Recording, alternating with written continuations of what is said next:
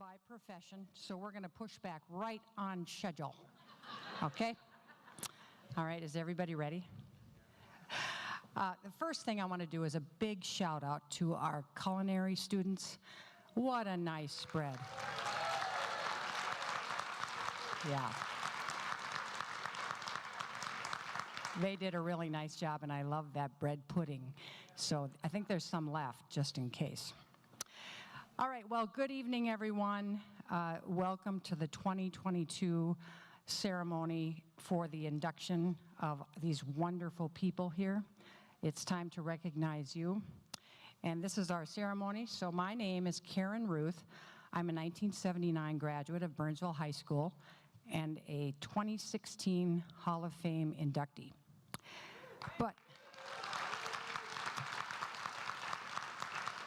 But tonight it's not about me, it's about these wonderful individuals.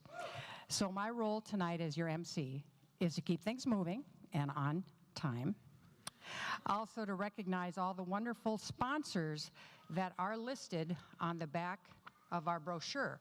And I hope all of you have a brochure because it's got all the good bios on all these wonderful people. And then we want to acknowledge this because the sponsors made this happen.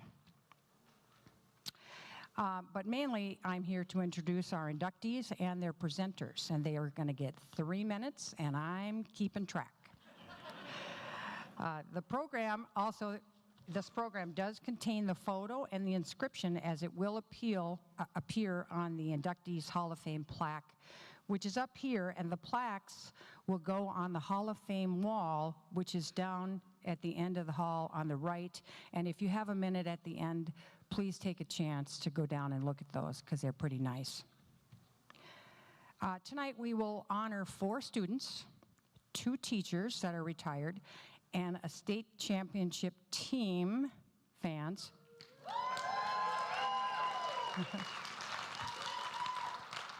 All right, a little background on the Hall of Fame. The Hall of Fame was established in 2006 as a part of the school's 50th anniversary celebration. It's a way for us to recognize those who have made an exceptional achievement in their field, significant contributions to Burnsville High School, and unique contributions to their community on a local, state, national, or international level. So what they've done here is pretty momentous, and we need to acknowledge that. So tonight's inductees are Glenn Cleveland, who has unfortunately passed away, and he will have a presentation by his son, Dan Cleveland, on behalf of the family. James Huntington, and we're going to have a virtual introduction by Ezra Tualo, and you'll see that on the screen.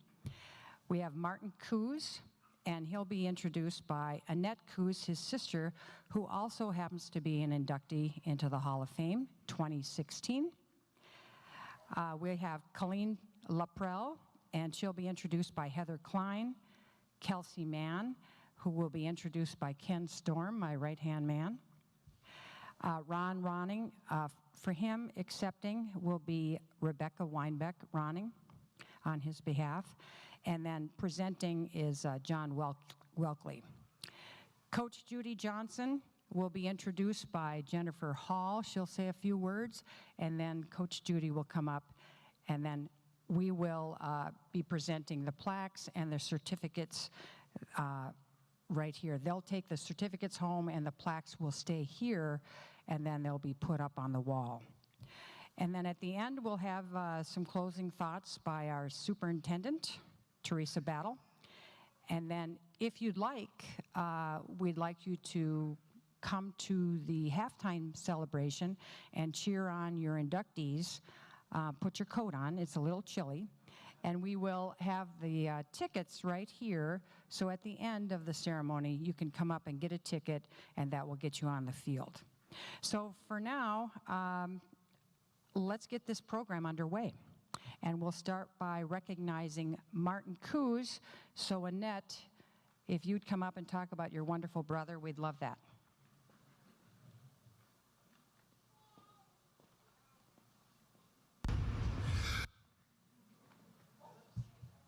Well, it's great to be back. What an honor to introduce my youngest brother, Martin. So much to say, so little time. Thank you all for being here. Martin is an extraordinary journalist reporter. Since his 1986 graduation from the Burnsville High School and his 1991 graduation from the University of Minnesota with a BA in journalism, he has written for numerous publications, including the Los Angeles Daily News, the Las Vegas Sun, San Antonio Express News, Military Stars and Stripes, and Christian Science Monitor. The scope of topics he has covered is phenomenal. They include the human toll of war in Afghanistan and Ukraine. Particularly poignant has been his recent reporting from Ukraine, whereby he masterfully juxtaposed our father's Ukrainian heritage and history with the current events of today's war. With his reporting, he opens our eyes to the trauma and hope being suffered by war's victims, the soldiers and military veterans. With my status as a lawyer, I have been impressed with Martin's exceptional legal acumen. His reporting of cases in the criminal justice system and police use of force situation has been comparable to someone who has a law degree. Most notable was his investigative reporting for the Cleveland scene that led to the exoneration of a wrongly convicted man on death row in Ohio. Martin's reporting was featured in the CNN Death Row series. His in-depth reporting for Sacktown magazine of the Sacramento grandma serial killer, Dorothea Puente, was the basis of the first episode of the Netflix series, Worst Roommate Ever. Martin is the only reporter who Miss Puente granted interviews with. If you Google Martin, you will be amazed at the expansive portfolio of his writing. With Martin's innate skill of showing us the humanity in our society, he exposes us to the vulnerability of the human condition. I am so thankful he's my brother. Without further ado, give it up for Martin Coos.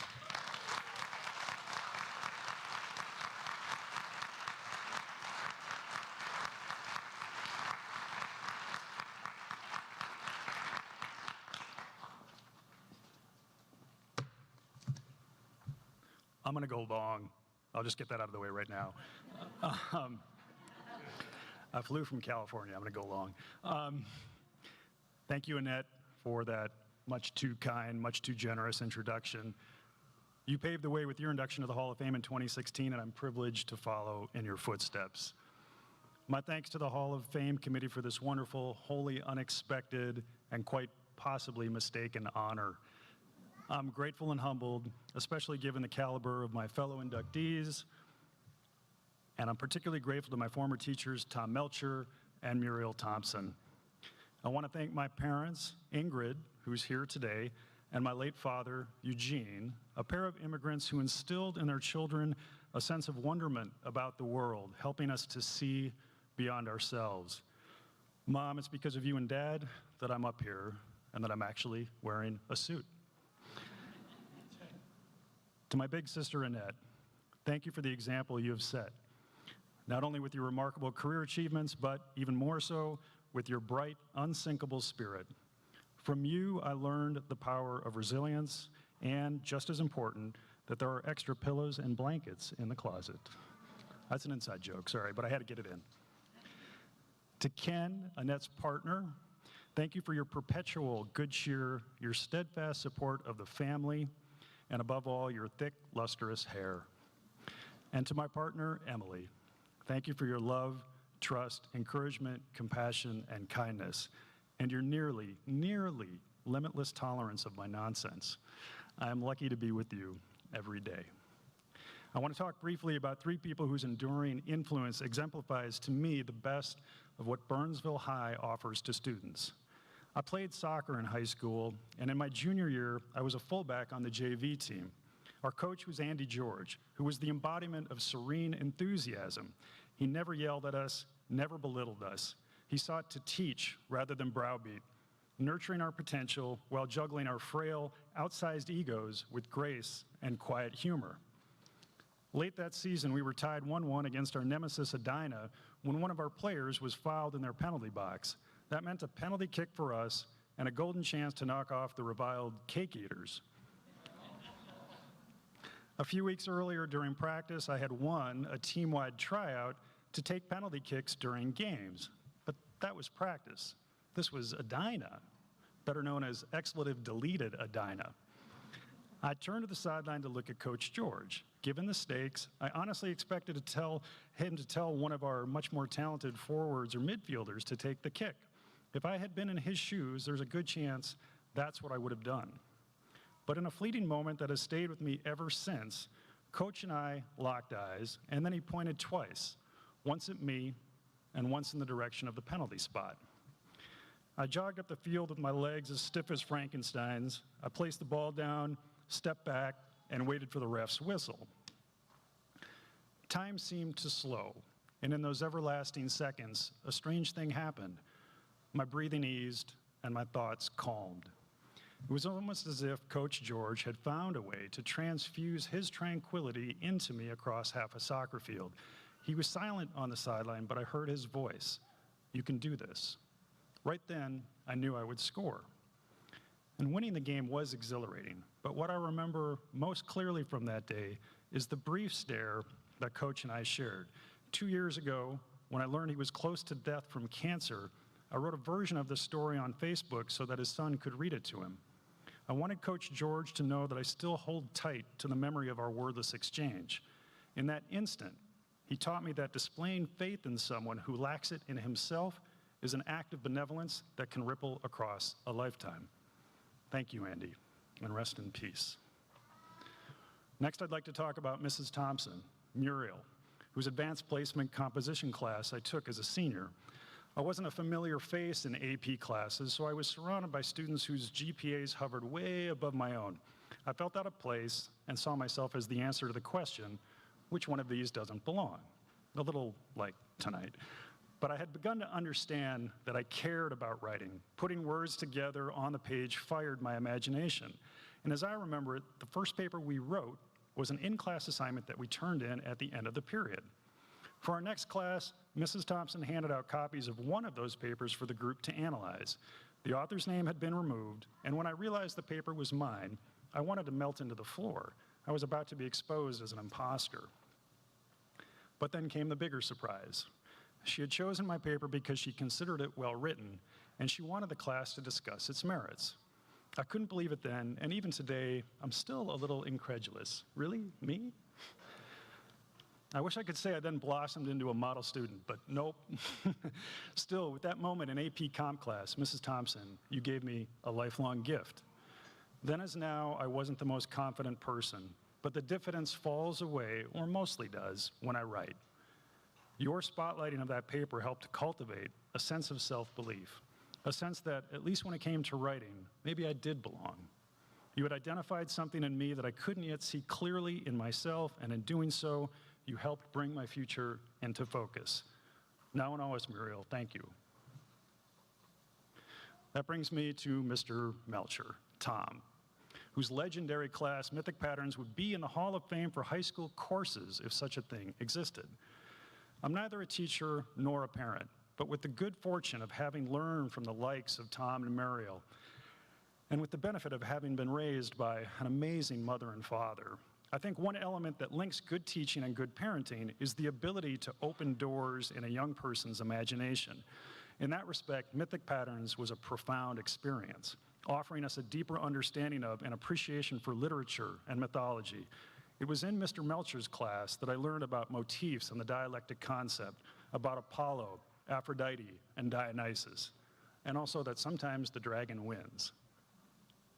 I didn't learn to read in his class, but it's fair to say I learned how to read, to think seriously and critically about themes beneath the plot's surface. Mr. Melcher opened that door. From there, it was up to each of us to decide if or when we might cross the threshold. And I know in my case, I was a little slow to step over. But the fact that I knew the door even existed was thanks to him sharing his enthusiasm and love for the written word. And when I finally did take that step, the door he opened proved to be a portal to worlds beyond worlds. What I found on the other side was a path that led me from San Francisco to Washington, D.C., from Afghanistan to Australia, from Germany, my mother's homeland, to Ukraine, my father's homeland, where this year I have reported on the most important story of my life. It has been, for me, a mythic journey. And it began here, Mr. Melcher, in your classroom. You revealed endless possibilities and destinations. And for that, Tom, I am forever grateful. So to Andy and Muriel and Tom and Ron Ronning, Don Gerlach, Dick Hansen, and so many others, thank you for devoting yourself to nurturing young minds. Any of us who had you as teachers or coaches were the greatest beneficiaries of your dedication. We were so very lucky then. We are so very lucky still today. Thank you.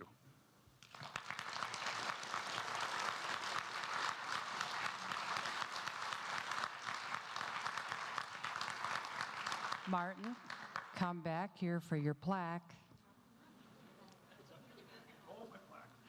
You get your treats.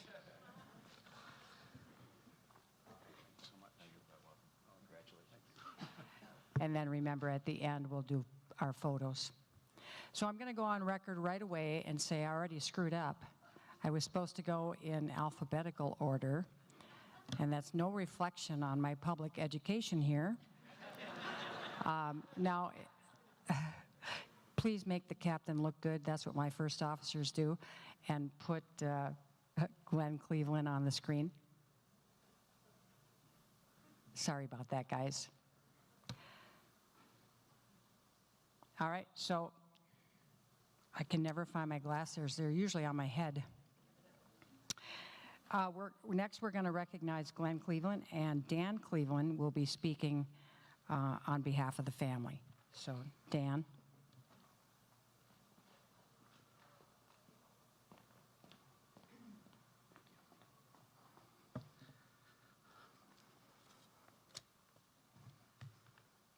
Well, so great to be here with all of you. It's been a long time since I've been in this auditorium. I think last time it was Tom Mraz with his Showtime production, and we were singing Celebration. So it's been a few years, but this place has really worn well, and great to be here. Thank you.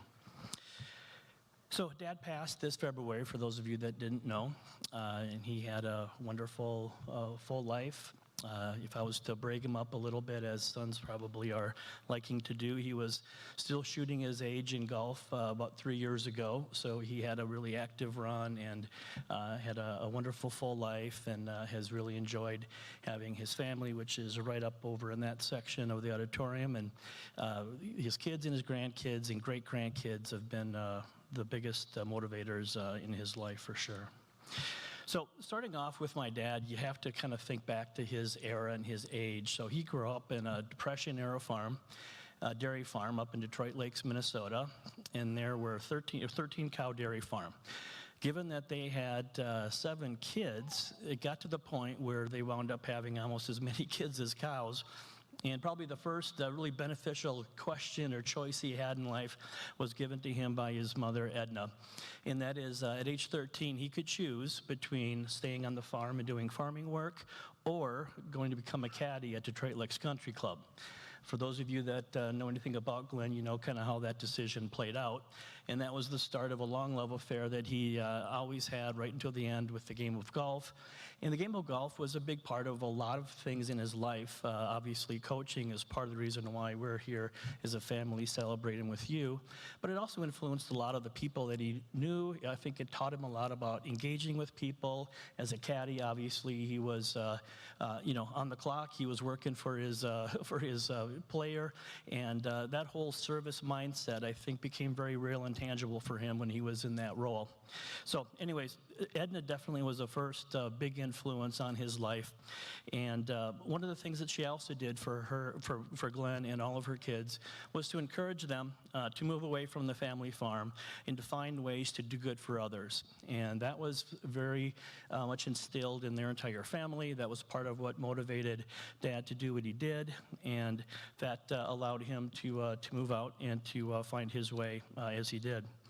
It also really set the tone for his teaching philosophy, and this whole concept of service and encouragement was a big part of what motivated him, and it was maybe his superpower, his ability to really authentically connect with people and to give people encouragement and knowing how to support them along their journeys.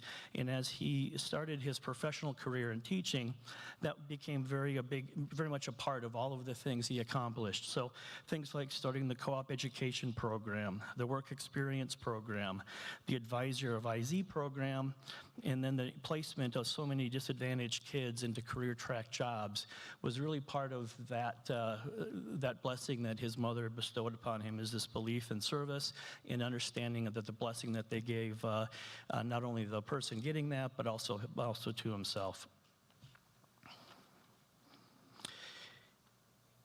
Number two, and from a gratitude standpoint, I would have to say would be my mom, his wife, Karen, who unfortunately wasn't able to make it with us tonight. And as any of you husbands know, everything starts at home. And with Mom, they made quite the dynamic duo. And between the two of them, their different styles and whatnot gave Kathy, Laura, and I a really wonderful childhood. They were married 58 years, 3 kids, 8 grandkids, and 2 great-grandkids, and maybe more coming, we'll see. That we're counting on that.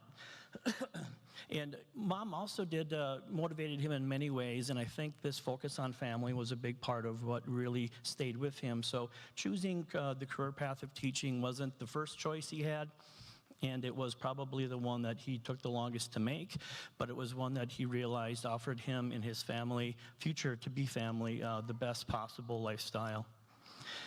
Also, her love, devotion, and sacrifices allowed Dad to take on the roles that he did at BHS. And Martin, I thank you for your comments on the dedication that teachers put in coaches as well. And so much of that is off the clock, or that's after typical business hours.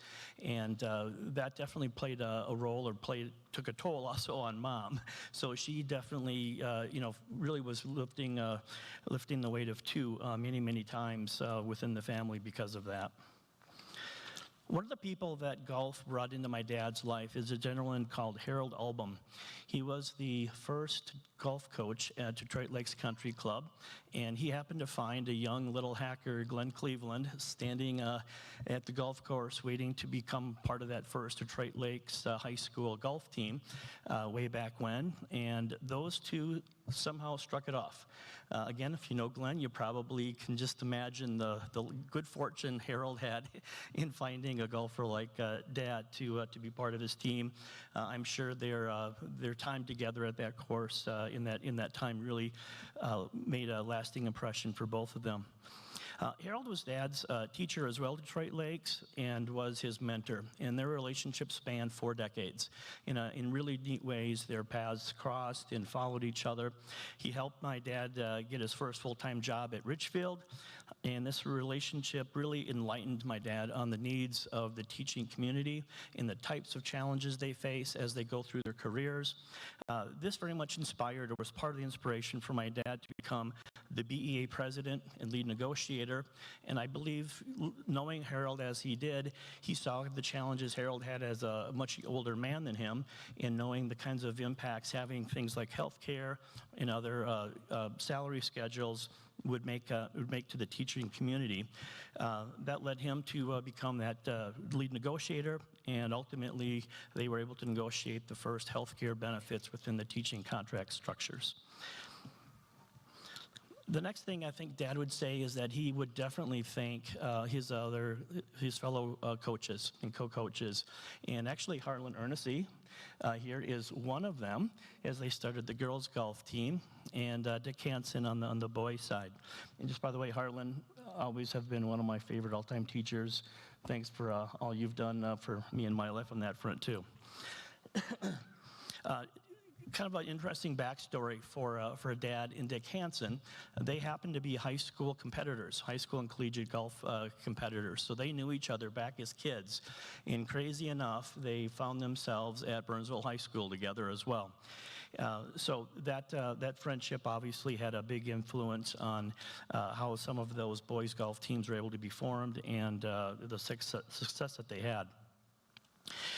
The era that they came to Burnsville in the 70s, and the basketball team, I'd love to hear any thoughts on it, but in looking at some of the Teacher of the Year notations that people wrote for my dad when he won that in 76, pointed back to all the challenges that the high school community here had with the booming enrollment and all the change and all the things going on, even with the building and facility. And in the words of Dick Hansen, what he talked about was partnering with my dad, or my dad's ability to survive the storm of innovation and experience the joy and frustrations of explosive growth. You know, when I think about that generation of teachers, and Mr. Ronning, obviously, you're also one of those. I'd love to hear anything that you have on this. Is just all the challenge that you had when you were seeing this town, Burnsville, go from a little tiny community to what it became, this big blossoming, shining star within the state to high school structure. And it brought on a lot of challenges for the teachers. And what my dad was able to do was to really bring people and ideas together and not make them his own, but to make them communal, in that those programs that he developed were very much part of what the whole community's effort was able to bring together, and he realized that he needed that for each of them to survive and thrive. Another thing I would mention is that that generation of teachers created a culture and practices that took full advantage of the resources coming into Burnsville. And as a student who graduated here in '83, I definitely was a benefactor of so much of the things they got figured out during that era before I came. And they really had a union together, as it seems, where they were able to really rise up to the challenge that they had and really set the legacy and the traditions that Burnsville had, both academically and athletically. Dad would also say he just loves Burnsville. He always did, always will. That was just part of his soul.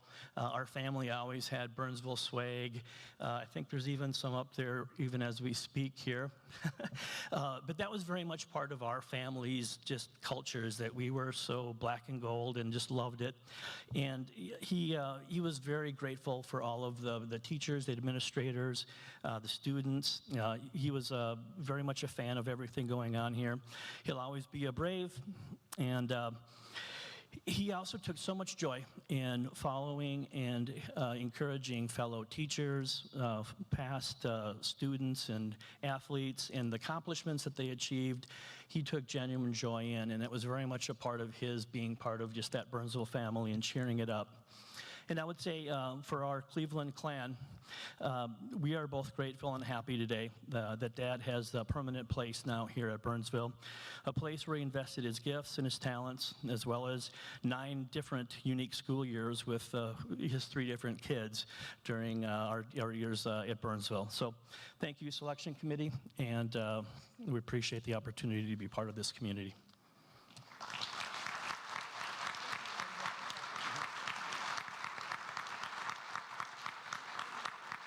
Thank you, Dan. All right, go ahead and have a chair. We'll get back on schedule.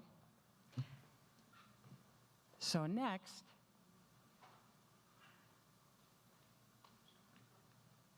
we have a virtual introduction. We have Team James here. Yes, wow, noted. Love it. And so we're going to have a virtual presentation by Ezra Tuwalo from Honolulu, and this is pretty inspiring. So just watch this. Aloha, everyone. Ezra Tuwalo here, a.k.a. Mr. Aloha, LGBTQ advocate, contestant on Season 13 of The Voice, Executive Director for Hate Is Wrong, and former Minnesota Vikings, Skol Vikings. Now, I am here to introduce a good friend of mine, Jim Huntington, who's receiving a prestigious award from Burnsville High School. Jim, I wish I could be there right now, but I am here on the beautiful island of Hawaii.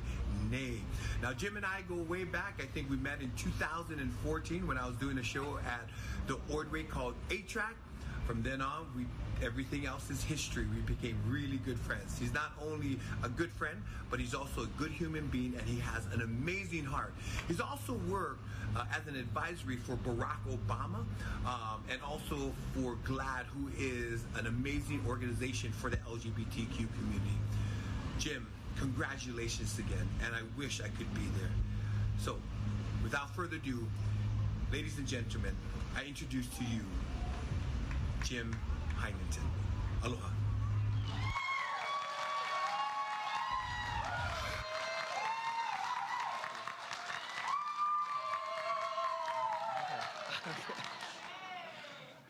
Thank you. Okay. Thank you, Ezra. Ezra's been a really great friend and mentor to me, and as much as I'm sure he wanted to be here on this snowy day today, he is bravely suffering through his duties in Hawaii right now as Grand Marshal of their Pride Parade. I want to thank the Hall of Fame Selection Committee. Thank you so much for this recognition. And I want to congratulate all the other winners. It's really an honor to be in your company. I also want to thank my sister for her nomination for this award. But mostly, I want to talk about the kind of people we give awards to. When I was growing up as a gay boy here, I was taught a lot of things. Mr. Gerlach taught me the importance of words and finding the right words to describe people. Mr. Peltzman and Randy Day taught me the importance of finding a safe space, like this very theater, where you can be yourself. But there was one lesson that I never quite learned: to change, to hide parts of yourself. Despite all of that pressure to conform, I always knew that deep down I didn't need to change. The world did. And so I made a career of trying to change the world. And sometimes that caused trouble. Sometimes I was told it was too much, I was too loud, it was too soon. But now I'm on stage accepting an award for that trouble. And because what used to be considered trouble is now considered honorable. Not because I've changed, but because the world has changed. So in a way, this award isn't for me, it's for you. And that's a good thing, because change should be celebrated. So, as we go out tonight and celebrate our award, I think we should all think one thing: what else might need to change about this world? What else might we need to change so that our kids don't have to? Who are the troublemakers of today that will be getting the awards of tomorrow? What are we teaching them? How are we treating them? And how might we help change the world a little faster so that their lives can be a little kinder? Thank you.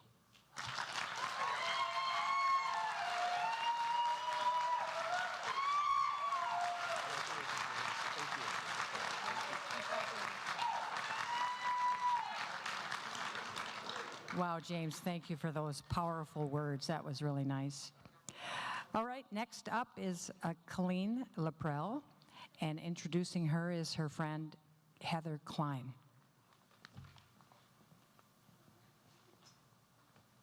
Okay, seriously, how do I follow that? Oh my. So my name is Heather Klein, and I'm very excited and honored to be here tonight to introduce my sister, Colleen Laprel. I'm going to tell you right now that we have one public speaker in our family, and it is not me, and now following that is like just trauma for me. But when Colleen asked if I would introduce her tonight, I immediately said yes, because she is amazing, and I am so proud of her. And I don't often tell her that. So I'm proud of you, and I think you are amazing. Okay, that's like 95% of the reason, but there's this little piece of me that sat out there all through school watching her up here get awards and acknowledgments, and I always wondered what it felt like to be up here instead of out there. And it turns out it's just really hot, and you can't play on your phone because everyone's watching you. So a little overrated, but now I know. So when I started to write this introduction, I did what any good researcher would do, and I Googled Colleen Laprel. The first entry was from the University of Dallas, Texas, and it said something to the effect of, Colleen is a highly distinguished professor, department chair, and program head, as well as a leading researcher in hearing loss prevention.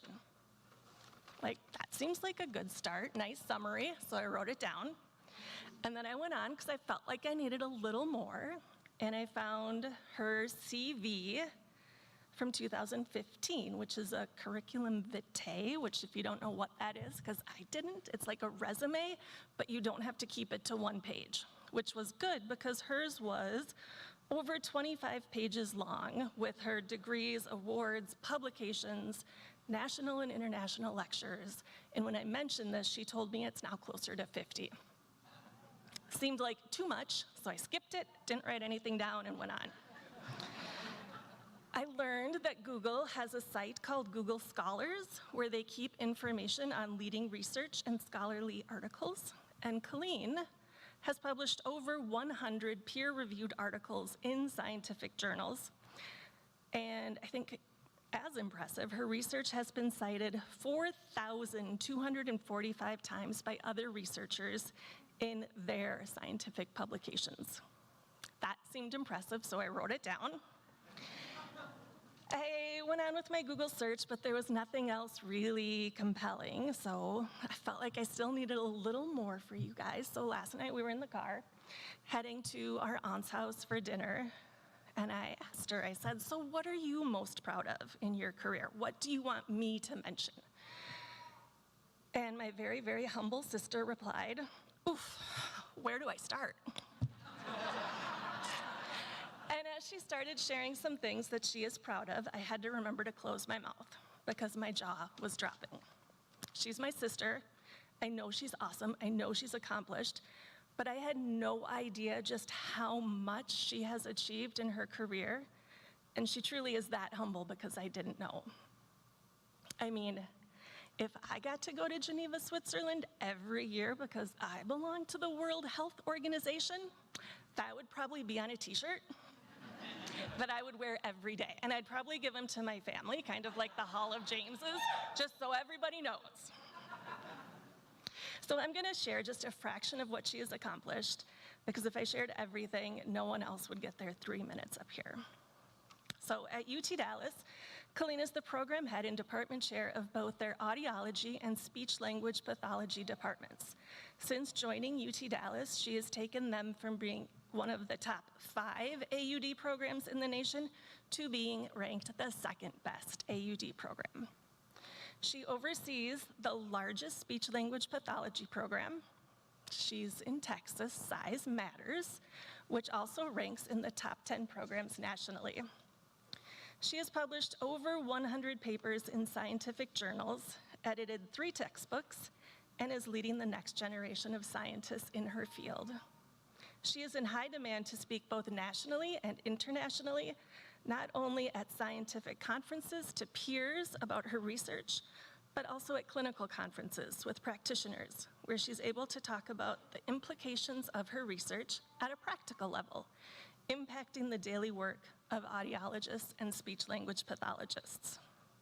She also serves on multiple committees, including the Department of Defense, as an advisor at their Hearing Center of Excellence, the National Institute of Health on their Scientific Review Committee, the National Institute of Occupational Safety Health on their Advisory Council, the American Academy of Audiology, where she serves on their Board of Trustees, and my favorite, the World Health Organization on their Make Listening Safe campaign. She has done all of this while also being an amazing mom to 3 kids. That part I did know. So it is my pleasure to introduce to you Colleen Laprel.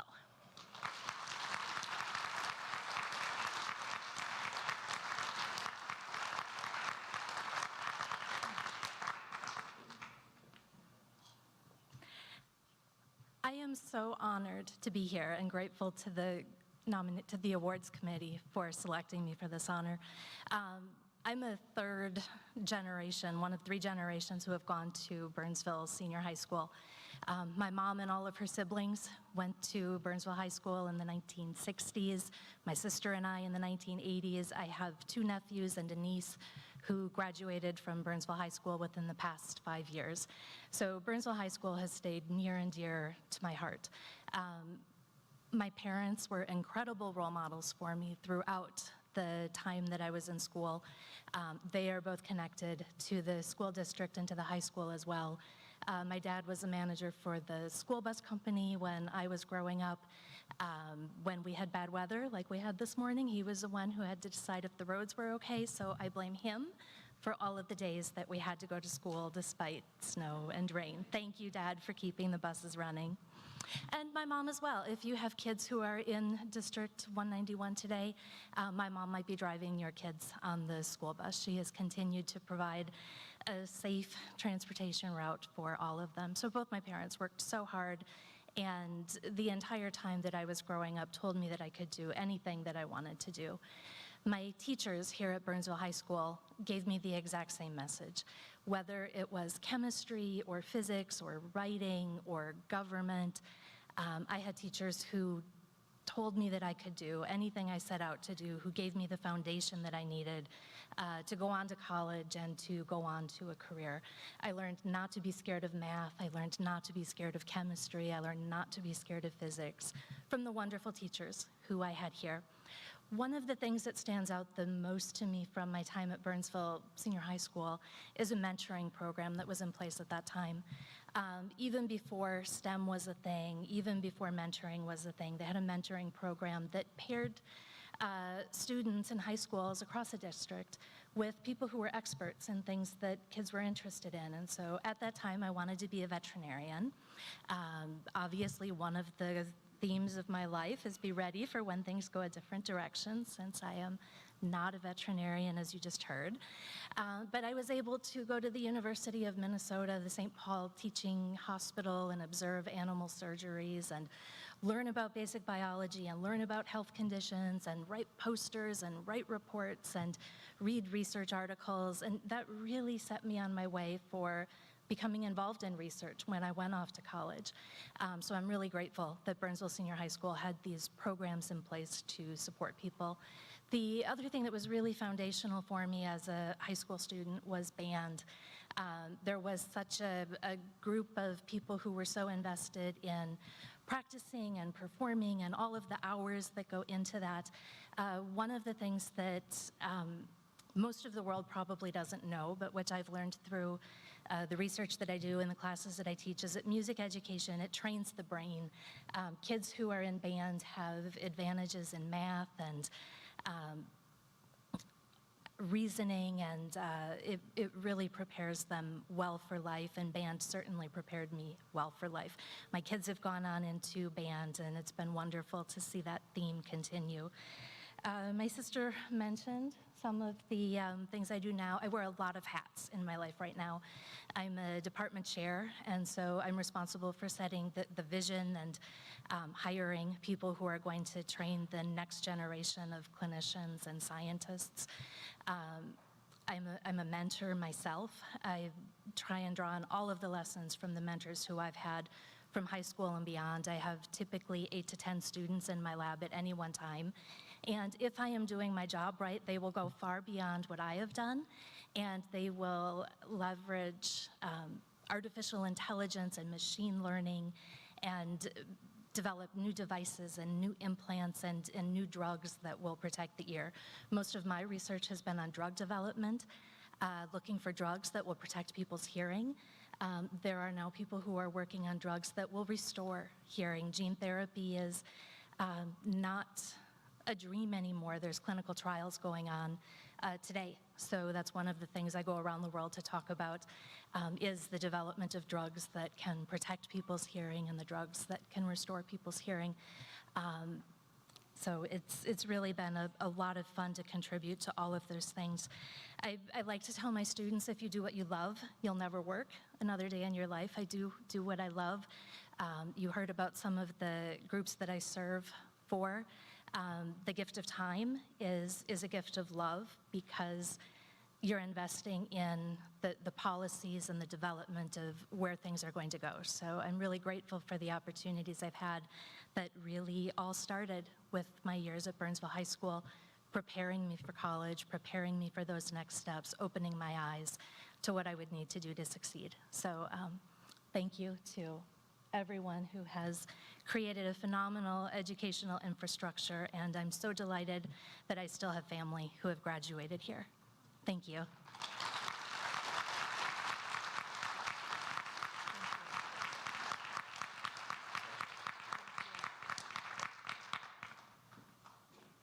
Colleen, the selection committee had to read through that 25-page resume. It was about that thick, so thank you for the paper cuts. It was very pleasant. All right, next up, we have Kelsey Mann, and to introduce Kelsey is Ken Storm.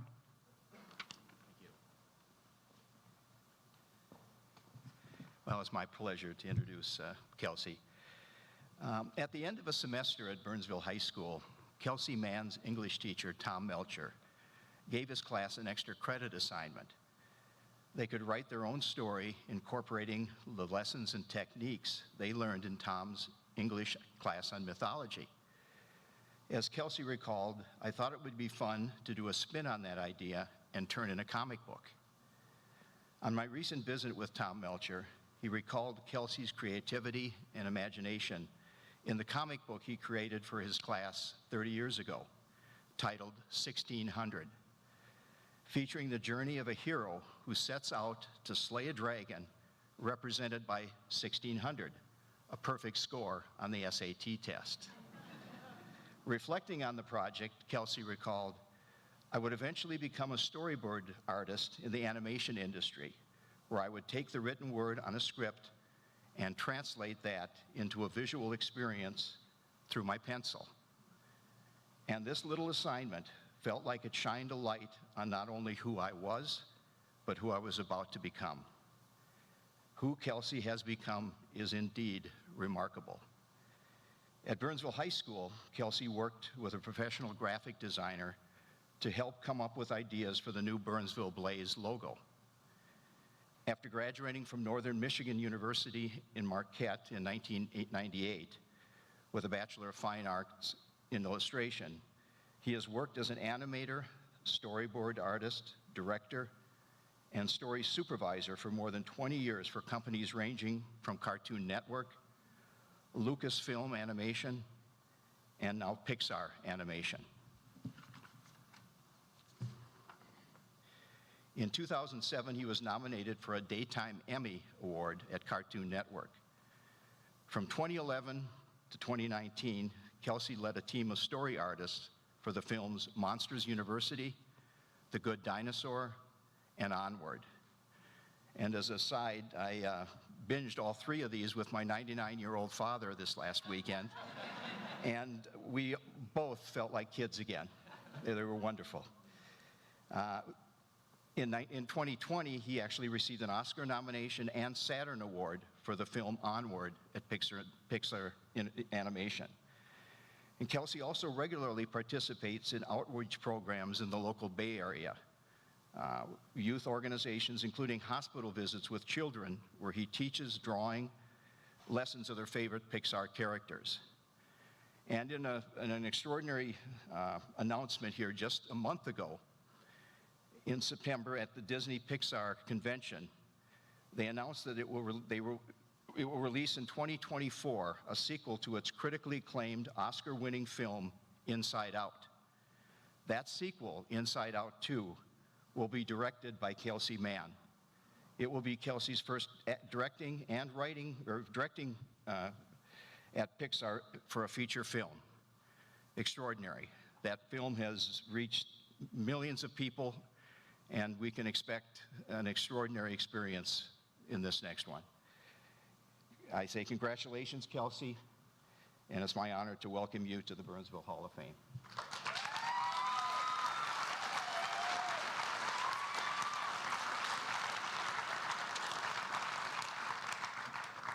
I'm so nervous. I feel like I'm at school again. Like we all have our reports, and we're just waiting for our turn to go up in front of class and give our little speech.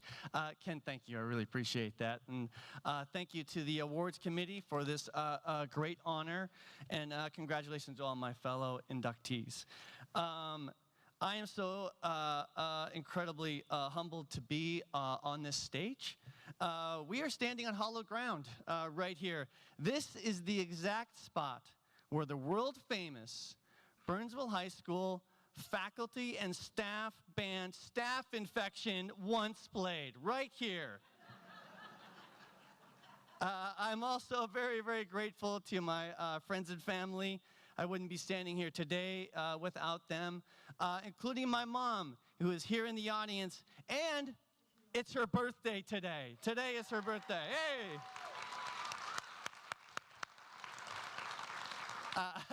I bet you didn't plan on going to a high school football game on your birthday here, Mom.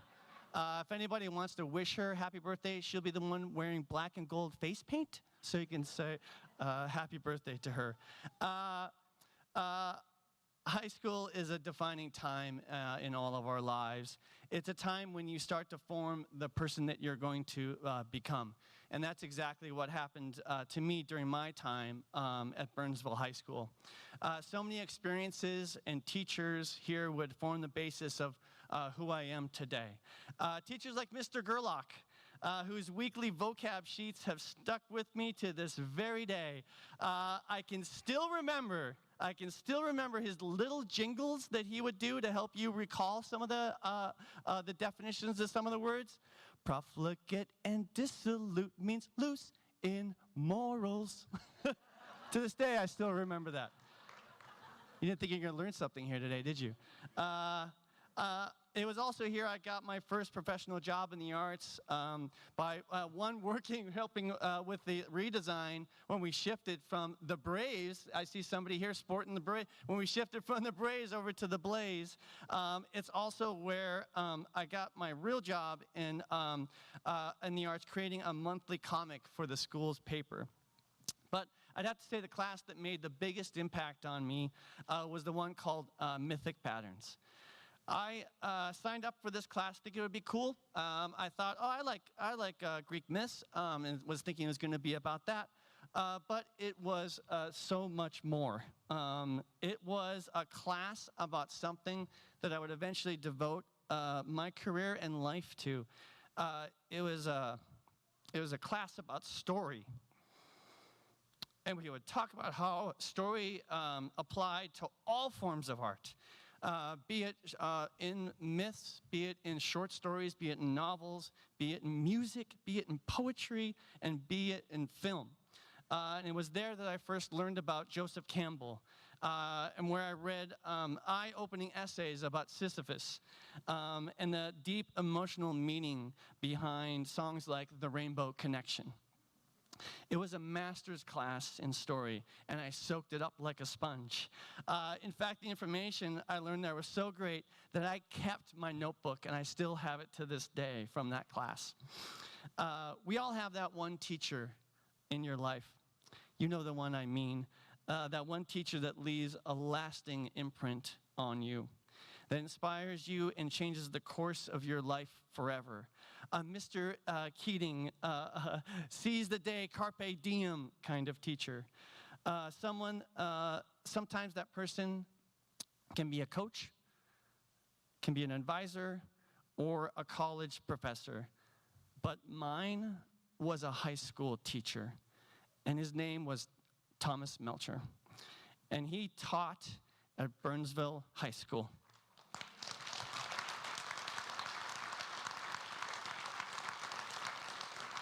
In my own hero's journey, every hero, and you taught me this, every hero needs a mentor. And I cannot give you a bigger compliment. If anyone knows me, this is a big deal. You are my Obi-Wan Kenobi. Thank you so much for this honor. Thank you.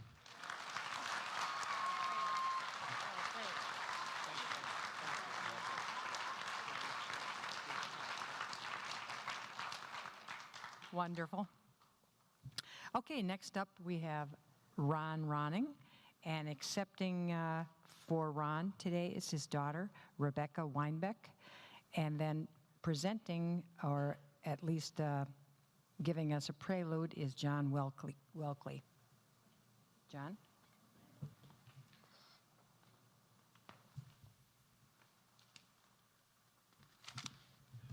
I want to thank the committee for giving me the chance to follow the future Francis Ford Coppola. It's an honor to be invited by Ron Ronning's family to introduce him on the occasion of his induction into the Burnsville High School Hall of Fame. Ron and I were teaching colleagues in this building for 25 years. I had the advantage of joining a school system of which Ron had been leading the effort to establish a quality school for some years. He showed the rest of us that it was possible to stretch students intellectually and emotionally while having their attention and respect. It is difficult to measure exactly what he was transferring to us, but more than 50 years later, I recall the feeling of the need for all of us to measure up, to improve. My enduring image of teaching with Ron is that there was a sense of beauty at the core of his pedagogy. He loved what he was doing with students. It was fun, it was serious, it could be disappointing, but it could also be unimaginably delightful. Ron's vision was philosophically informed by a strong commitment to Platonic forms, the good, the true, the beautiful. And he had a robust Aristotelian focus on nature with all its variegated features. Beethoven inspired him. He was rereading, for the fourth time, he told me, Sigrid Olsen. Woven together inextricably in his teaching, he brought these differences forward in ways that excited in students a desire to learn, to be more sensitive, to be wholesome human beings. There are many elements embedded in Ron's teaching we honor here tonight. Foremost among them is an unyielding commitment to knowing the material, the score, if you will. After all, he was an inveterate musician.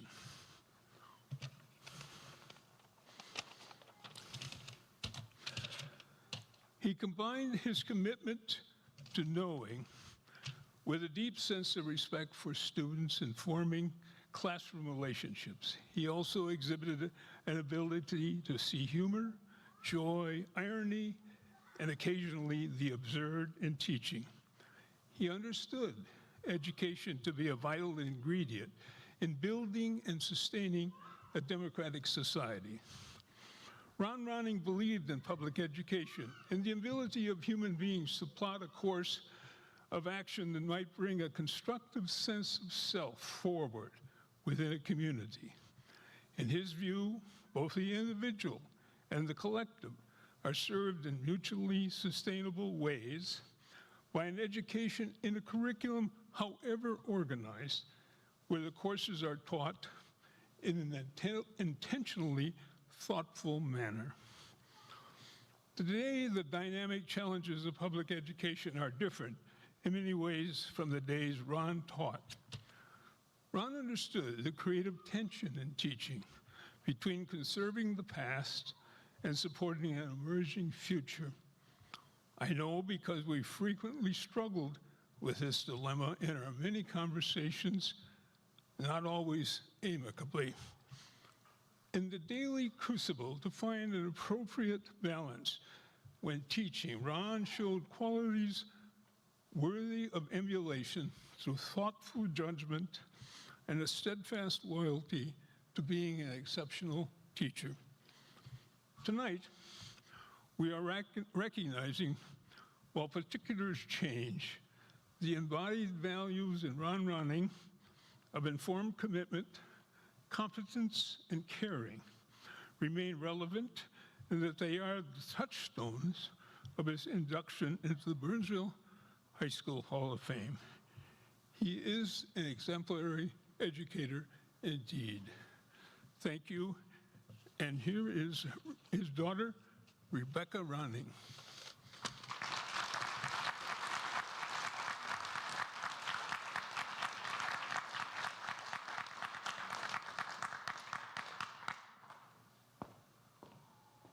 Good evening. Thank you, John, and thank you, Hall of Fame Committee, for bestowing this honor on our dad, a great teacher and friend. Here's his picture. What made Dad a great teacher? Well, I've thought about this for quite some time. He was a master of his course materials for sure, but in teaching, directing, if you will, the materials, he had the ability to pull the participant in with gentle humor, respect, expectation that listener accept full responsibility for outcomes, and confidence that they will reach and achieve. Those that were successful took the task at hand very seriously. Upon Dad being hired into the English department in 1956 or 7, he was also tasked with forming a music program for Burnsville. And oh boy, did he. In his 11 years as department head and conductor, BHS received many A ratings at state competition. Even won Best in State Fair competition of all the A-rated entries in the state. Rose from unknown to be regarded as one of the best bands in the state. Why? Because Dad wanted music to be fully embraced as an experience by his students. With kindness and a great amount of humor, he encouraged them to reach and do their best. They, in turn, believed in themselves and their abilities to achieve. That same holds true for humanities. Listening, questioning, humor, kindness, inviting anyone to contribute to class discussion led his students to embrace and achieve in his classes, encouraging and expecting more from them than they had experienced in the past. Social media platforms have allowed alumni to reach out to Dad. On Dad's 90th birthday, we had an occasion to compile all those posts that we had gotten in Dad's birthday book, which is this. And we put all these posts from Facebook in the book. Dad read them over the next two years. Again, just recently, I posted about Dad's induction today, and 376 students replied right away and all exclaimed, "Bravo, Ron!" Now I have some letters to read to you. The first is from one of my favorite teachers, other than my dad. It was from Andy George, also known as Andy Giorgio, on the occasion of Dad's birthday. Well, Ron, what can I say? 90 years young and still going strong. You are a blessing to everyone who knows you and has known you over the years. I want to thank you for being a mentor and a friend to me when I was a young social studies teacher at BHS in the 70s. Do you remember when you came up to me one day and said, "Andy, I'm going on sabbatical next year, and I would like you to teach my humanities course if you'd be interested." I paused for a second, saw that hopeful smile on your face, and said yes. Little did I realize what big shoes I had to fill, besides how much preparation and work was ahead of me. I wrote a book full of handwritten notes and a research for that class, and it was literally my master's thesis on humanities. It made me respect you even more than I already did. You remember me as Andy George, but in '95, we changed our name back to the original name of Cara Giorgio. God bless you, my friend, and happy birthday. This is a letter from a former student early on, Bruce Cody. I started playing trumpet in 4th grade, but switched to French horn as there were no French horns in BHS. It was a wise decision as I was elevated to the high school band in 6th grade, along with Ray Peterson, trombone, Gary Esta on trumpet. We would walk from our elementary wing to practice in the high school music room. From then on until graduation in '66, we enjoyed our time with Ron. He was a great teacher and a friend with a wonderful sense of humor. He enhanced my high school experience in so many ways, and all these years, he's one of the most influential people in my life. Happy birthday to a great man. So, at Dad's 90th birthday party, we invited a whole bunch of people, all family and friends, students. I invited Bruce Cody, Ray Peterson, and Gary Estes to surprise Dad. It had been clearly 50 years since he saw these fella. Well, the party was in full swing. John Welkley, Tom Melcher, Mom, family, friends sitting at the table laughing, people milling around, and in walks 3 gentlemen, one with a cane, walking towards Dad. Dad looked, delight sprang on his face, and he rose quickly, closed the space between, grasping hands, shoulders, hugging, laughter, and Dad exclaiming, "Well, I'll be, holy cow, nifty, and son of a gun," wiping away happy tears. Well, the boys joined into the group at the table and shared their stories. Best gift I could have ever given Dad. And this is a picture of Dad's face that I took when he was greeting the boys, who are 70. All right. The last letter is from Mary Upson, and she just recently posted this on the Facebook website. She said, "To this day, he may be the best and most memorable teacher I ever had. I enjoyed humanities so much. Mr. Ronning was a great teacher, but he was also so kind. These are the things that stay with one for a lifetime. Thank you."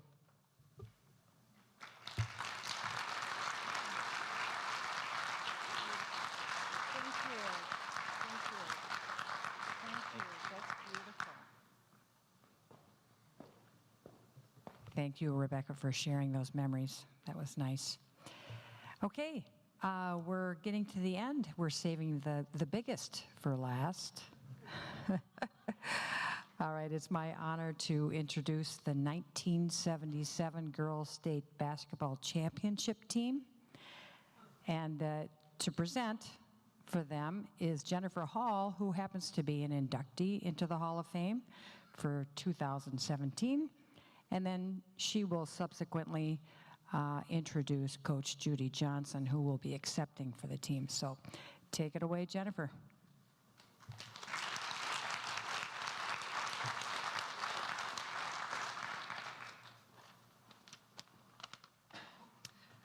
Good evening. It's an honor to be here presenting the 1977 Girls High School Basketball State Champions. It's a pretty big deal.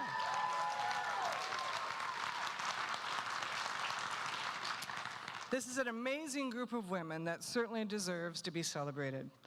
You see, in 1972, Title IX federal legislation was passed, and it allowed equal opportunities for both girls and women in high school and college to play sports. Only 5 years later, this 1977 girls basketball team made their run for the title. What I'm sure they didn't realize at the time was how much influence they had over the girls in the community watching them, including myself.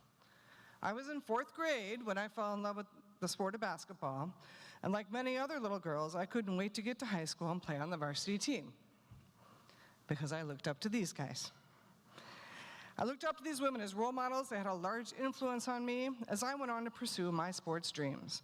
And there were obviously many other little girls in the community who felt the same, and we were all inspired, because this was the start of what turns out to be pretty much a Burnsville girls basketball dynasty, because in the next 14 years, there were 6 more state tournament appearances and 2 more state titles.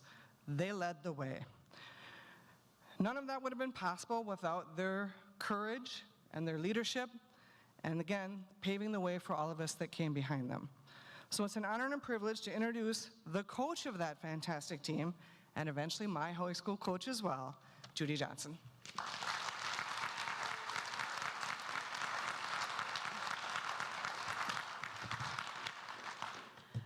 Thank you, Jennifer, and I want to compliment the people who are responsible for this evening's wonderful program and food.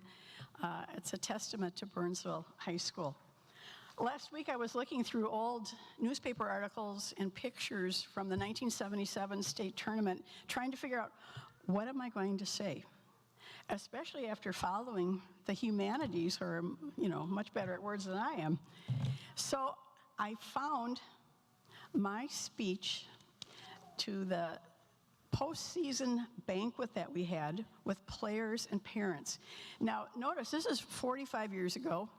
There's no such thing as word processing on your personal computer. But it's so appropriate. So I'm going to do that speech from 45 years ago. 56 practices, 27 games, and 5 scrimmages ago, we had a dream. It was the same dream every player, every coach, and every parent experiences at the start of the season. We wanted to be the state champs. But there were quite a few teams that stood in our way. We worked very hard, but then we had a few things in our favor. We had talent. Sitting amongst you are some of the most gifted young women around. I have my own stable of Athena athletes. We had desire and determination, not only on an individual basis, but also as a team. In every game in the state tournament, we were tied for the lead in the final quarter. One cannot even begin to point to standouts. We had people making key free throws, key rebounds, and key plays. They wanted to win. We had team spirit.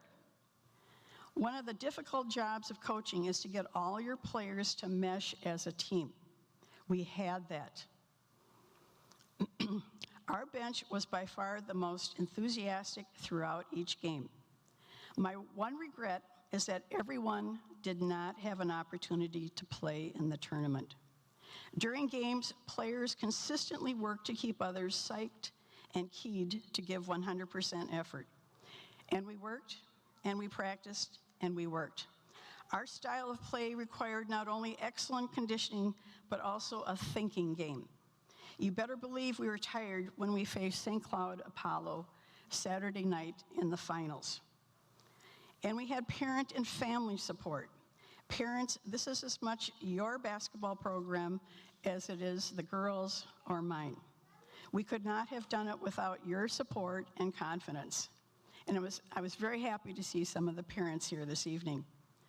I know that my own personal dream was fulfilled on Friday, March 18th, when we beat Austin and Faribault, which qualified us for the state tournament. For the next week, I was numb, but what a week. We had so many neat things happening to us, from the time the Big Mac bus picked us up to the celebration at the Marriott. It's an experience I wish I could share with every athlete I have coached. Not just winning, but all the other things that make up being at the state tournament. So now we are number one. We are number one in the Lake Blue Conference. We're number one in Region 1 and number one in the state of Minnesota. It has been a long season, a season you will remember for the rest of your lives. I hope you will recall one of the quotations I had on the bulletin board before a game. I hope you can continue to mix winning and humility, and they have. Take pride in your accomplishments. This year, what makes the whole thing extra neat is the fact that all of you ladies are such nice people. You had innumerable people outside of Burnsville cheering for you because you had a tremendous attitude and sportsmanship, both on and off the court. And lastly, I want to thank you. You have given me one of the most fantastic experiences in my life. You are super people, which made for a super season. Seniors, you are going to be near impossible to replace. I know when you are away from BHS, you will take special pride in saying, I went to Burnsville. Although we are champs for a year, the memory will last a lifetime. Still good after 45 years.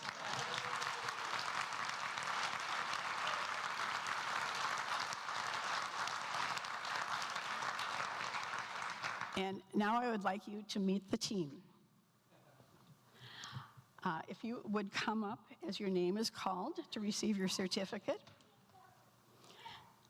Judy, why don't we ask the team captains to come forward, and then they can shake hands with each individual player. Great idea. Our captains, Patty Motzko,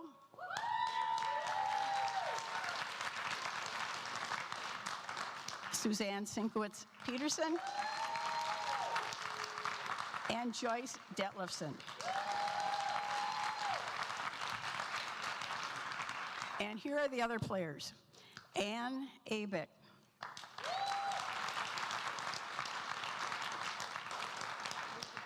Jane Abick,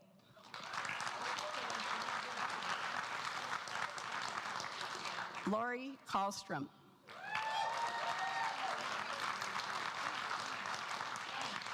Chris Engler Van Oss, Chris Haugen,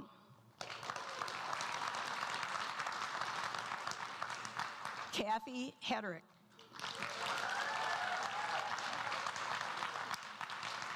Sue Kavanaugh Yost,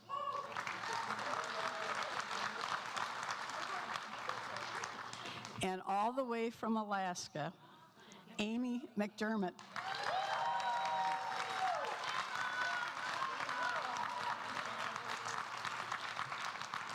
Krista Meyer-Getchell.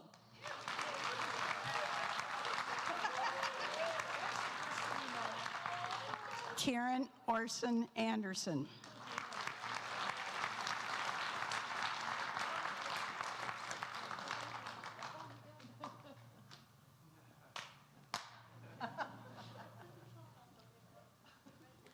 Chris Orson Jones.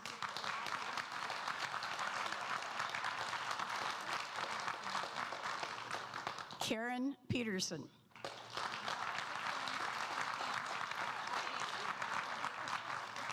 Dottie Petrowski.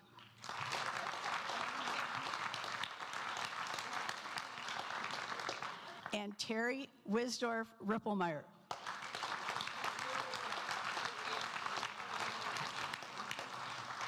And then, of course, my buddy from teaching math at Burnsville High School and down in the gym, Harlan Ernessy, our assistant coach.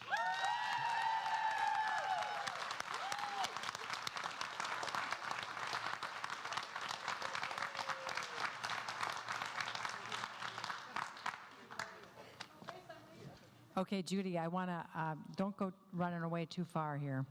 I asked you earlier on if you still kept that light blue leisure suit that you wore for the state championship, and you also wore it for the game preceding. And what was your remark? Do you remember, Judy, about the blue leisure suit? You said, I want them to hear it in your own words. Did you want to hear the blue suit story? We were the underdogs going into the state tournament, and I had 2 black and gold outfits, and of course, I wore them for the quarterfinals and the semifinals. And then my team said, well, what are you going to wear if, we win today against Benilde St. Margaret's? Well, of course, I didn't have an answer for that. I was out of black and gold. So I said, not to worry, I'm going to buy my new suit. And so I went out on March 26th, the day that we played in the finals, which also happened to be my birthday. And I got a light blue, which is my favorite color, a light blue suit to wear to the finals. And the band was nice enough at the end of the game to play Happy Birthday to me.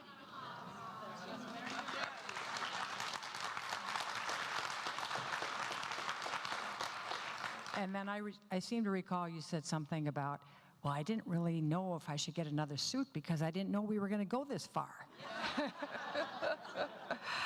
All right, well, just before we do our final pictures with each individual group, we'd like to have some closing thoughts from our Superintendent, Dr. Teresa Battle.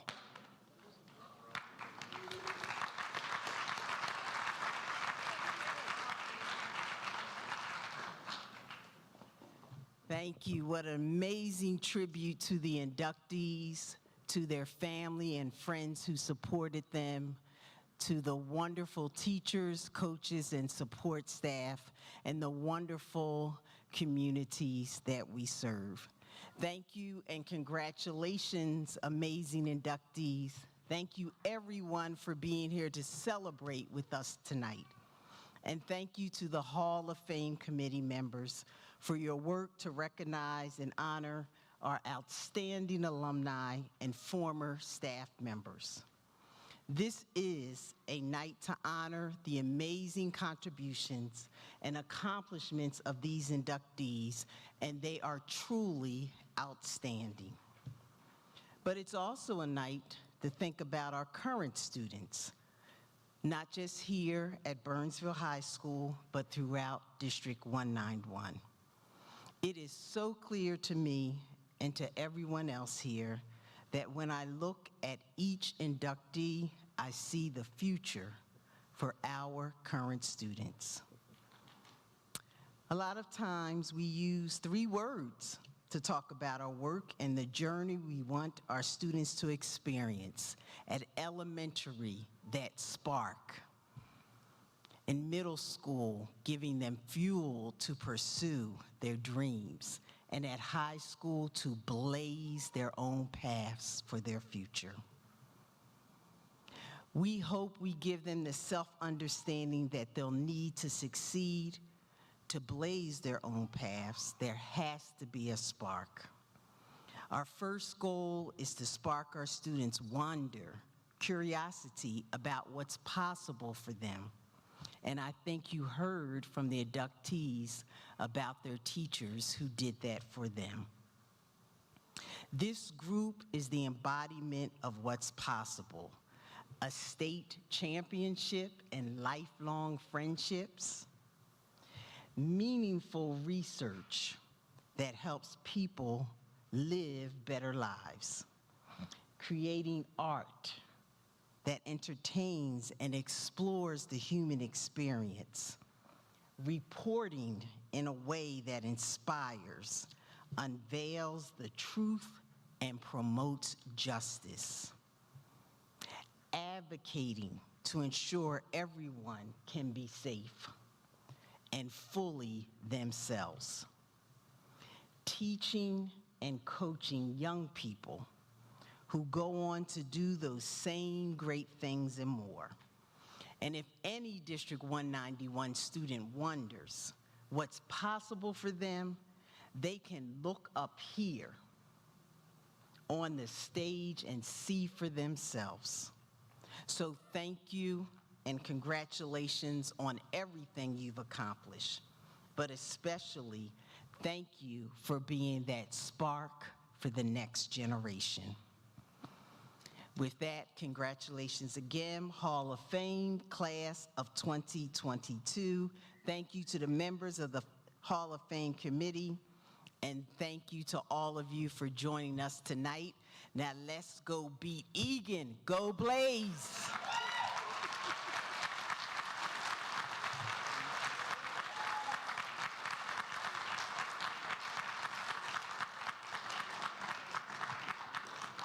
Okay, I'd like to ask that all the inductees please remain on stage for a group photo that will be going on immediately after the ceremony. And then if you'd like to join us for the halftime presentation of our inductees, we've got tickets right here for you to grab, and then we'll congregate out in the lobby where you first came in, and then we'll go out together right at halftime. And it won't be long. It'll just it'll be a few minutes as we march out onto the field. It'll be great.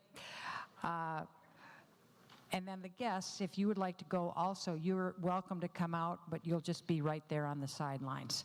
So once again, thank you so much for supporting these magnificent 2002 inductees, and one more last round of applause.